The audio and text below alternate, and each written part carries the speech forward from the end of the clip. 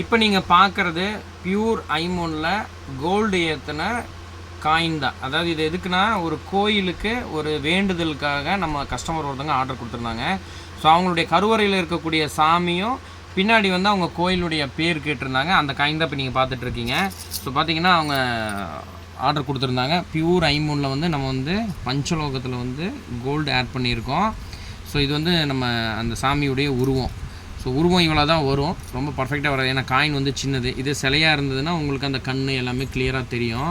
So இது வந்து வேண்டுதலுக்காக பஞ்சலோகத்தில் நம்ம பண்ணியிருக்கோம். ஸோ நிறைய பேர் பார்த்திங்கன்னா குலதெய்வத்துக்காக வேண்டுவாங்க. ஸோ வேண்டுதல் வச்சுருப்பாங்க, அதை நிறைவேறணும்னு ஏதாவது ஒரு காணிக்கை செலுத்தணும்னு விரும்புவாங்க. ஸோ பஞ்சலோகம் வந்து அதுக்கு நிறையா யூஸ்ஃபுல்லாக இருக்கும், உங்களுக்கு உபயோகமாக இருக்கும். ஸோ இதுதான் 108 காயின் வந்து நமக்காக கொடுத்துருக்காங்க, ஆர்டர் கொடுத்துருக்காங்க. நாளைக்கு அவங்க பூஜையில் வச்சு இருக்கக்கூடிய பக்தர்களுக்கெல்லாம் கொடுப்பாங்க. ஸோ அதனால் வேண்டுதல் நிறைவேறணுங்கிறக்காண்டி செய்கிறாங்க. ஸோ இந்த மாதிரி ஆர்டரும் நம்ம ஐமோன் ஐட்டம்ஸ் எல்லாமே மந்த்ராலயா கோல்ட் கவரிங்கில் நம்மளுடைய ஓன் மேனுஃபேக்சரிங்கில் நம்ம பண்ணி கொடுத்துட்ருக்கோம். ஸோ ஏதாவது வேணும் அப்படின்னீங்கனாலும் நீங்கள் நம்மளை தொடர்பு கொள்ளலாம். நன்றி.